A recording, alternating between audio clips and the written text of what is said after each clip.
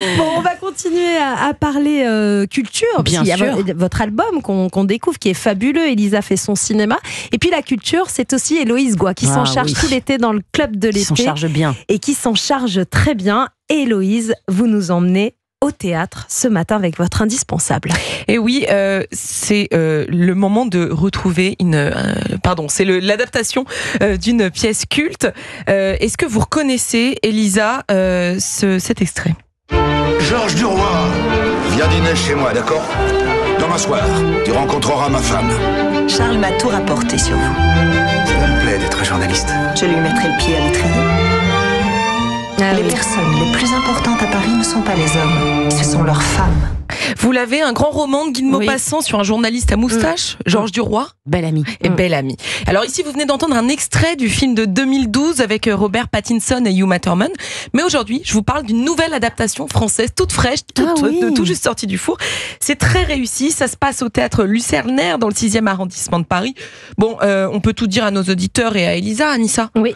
Et ben on est allé voir la pièce toutes les deux en amoureuse la semaine dernière. Ben ça c'est moche. C'était la semaine dernière. Oui, je vais donc pouvoir vous interviewer. Olivier, on n'a pas été invités. On est d'accord, j'ai pas vu en tout cas. Eh ben non, on était en amoureuse. Je vais donc pouvoir vous interviewer en direct, Anissa, pour recueillir votre avis. Bien. Mais avant cela, un petit mot sur Bel Ami. Alors, je sais pas vous, moi de mon côté, j'en avais un vague souvenir de lycée. Pour moi, Bel Ami, c'était un petit gars assez malin, avec de la tchatch, un provincial sans le sou, qui parvient à devenir journaliste grâce à son bagou, grâce à sa belle gueule aussi, qui lui permet de mettre tout le monde dans sa poche et dans son lit.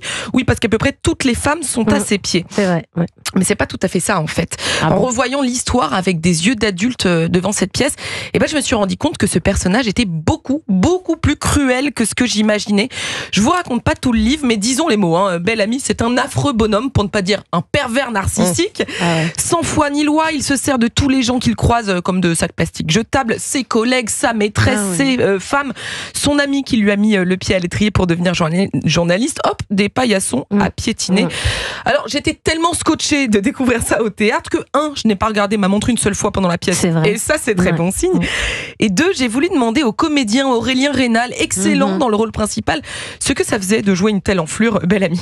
C'était quand même rassurant. Enfin, moi, ça m'a aidé beaucoup d'être mis en scène par une femme. C'est elle qui me disait non, c'est pas assez, faut que ce soit plus odieux, plus épouvantable, plus narcissique, plus manipulateur, plus tout. Et donc, une fois qu'on s'autorise à pousser les curseurs au max, c'est génial, quoi, c'est jubilatoire. De la mise en scène de Claudie Russo-Pelosi, c'est vraiment ce qui fait le charme de la pièce. Les extraits du roman sont parfaitement choisis et découpés dans des scénettes plus prenantes les unes que les autres. La distribution impeccable n'y est pas pour rien. Tous les comédiens sont en costume d'époque, bien sûr, mais il y a une vraie touche de modernité parce que les bonnes idées fourmillent. Par exemple, les comédiens se baladent régulièrement sur scène avec un journal, un exemplaire de la vie française, le journal du roman. Et la une du Canard varie au fil de la pièce. Les titres changent en fonction des nouvelles frasques de Bel Ami. Du coup, d'ailleurs, je le dis aussi, ça nous permet de toujours bien savoir où est-ce qu'on en est.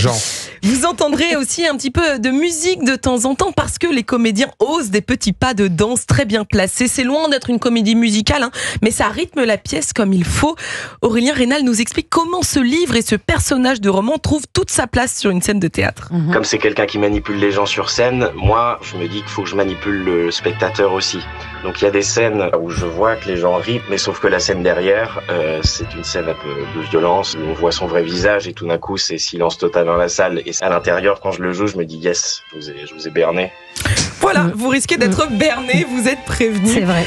Moi, j'ai pris beaucoup de plaisir à voir cette pièce, beaucoup de plaisir à détester Bel Ami, avec cette impression de découvrir un texte finalement très avant-gardiste, où les femmes occupent déjà une place déterminante.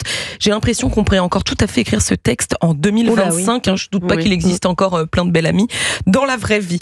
Alors maintenant arrive le moment tant attendu de ma chronique, celui où je m'efface pour vous demander, à vous, Anissa, ce que vous avez pensé de cette pièce. C'était incroyable. J'avais un souvenir de Bel Ami du lycée, ce que vous avez dit là, mais alors là, on redécouvre, et alors surtout, on a ce sentiment génial au sortir de la pièce, c'est qu'on a envie de relire Belle Amie. Je n'avais qu'une envie, en sortant du théâtre, d'aller racheter Belle Amie, de le relire avec un œil nouveau, avec le visage d'Aurélien Rénal qui est parfait dans le rôle de Belle Amie.